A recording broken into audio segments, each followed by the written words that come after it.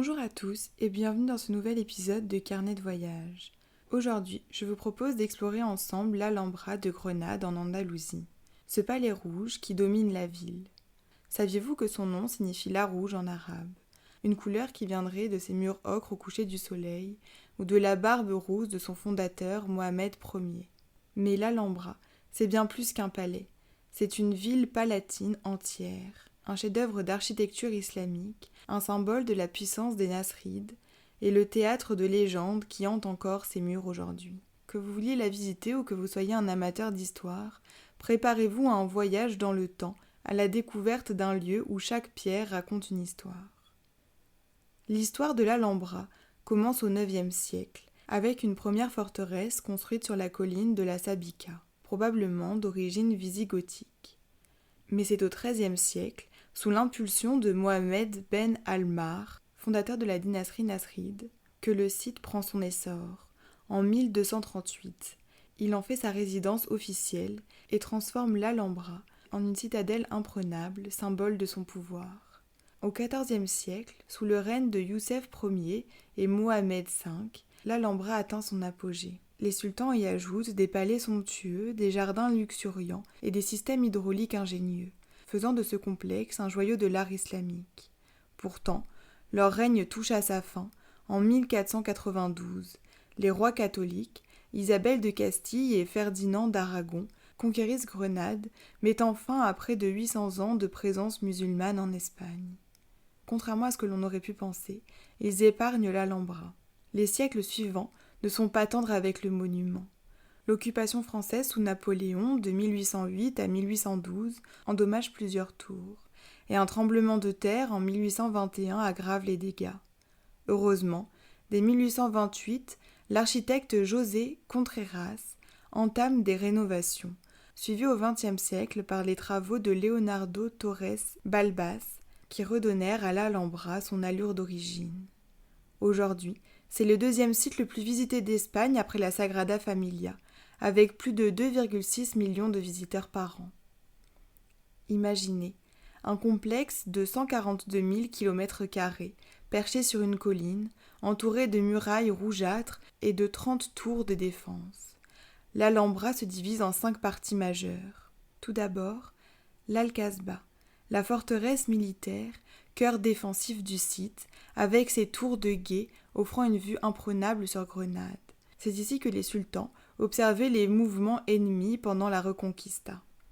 Les palais nasrides, le joyau du complexe, avec le Mexuar, ancienne salle de justice et de conseil, le palais de Comares, centre du pouvoir avec sa tour de Comares, de 45 mètres de haut, et la cour d'émir, où les ambassadeurs étaient reçus sous une voûte étoilée. Le palais des Lions, cœur symbolique de l'Alhambra, avec sa cour des lions entourée de 124 colonnes de marbre blanc et sa fontaine des lions, soutenue par 12 statues de lions en albâtre. Il symbolise une oasis avec ses colonnes qui représentent les palmiers. On raconte que ces lions crachaient autrefois de l'eau par la bouche. Le Généralif, le palais d'été des sultans, entouré de jardins en terrasse, de fontaines et de bassins réfléchissants. L'eau de ces bassins vient de la montagne et passe par ceux-ci pour alimenter le palais en eau. Le nom de ce palais vient de l'arabe et signifie jardin de l'architecte. Le palais de Charles Quint. Ajouté au XVIe siècle par l'empereur du Saint-Empire, ce palais du style Renaissance contraste avec le style global. Son patio circulaire, unique en Europe, est un chef-d'œuvre. Enfin, le dernier monument qui constitue l'Alhambra est la Médina, un ancien quartier résidentiel où vivaient les serviteurs et les artisans.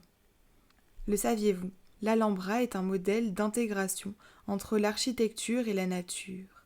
Ses jardins, ses fontaines et ses canaux illustrent la maîtrise hydraulique des Nasrides, capables de transformer un site aride en un véritable paradis vert. L'Alhambra est entourée de nombreuses légendes et anecdotes. J'en ai sélectionné 5 qui, je l'espère, vous en apprendront un peu plus sur ce monument. La malédiction de la tour de la captive. La tour de la captive doit son nom à une légende tragique. La princesse Zoraya serait tombée amoureuse d'un chevalier chrétien. Pour la punir, son père, le sultan, l'aurait enfermée dans cette tour. On raconte que son fantôme erre encore dans les couloirs, pleurant son amour interdit. Le dernier soupir de Boabdil.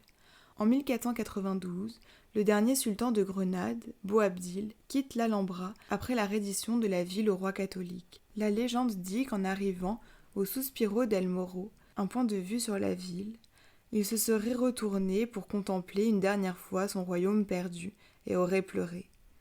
Sa mère lui aurait alors lancé « Pleure comme une femme ce que tu n'as pas su défendre comme un homme ».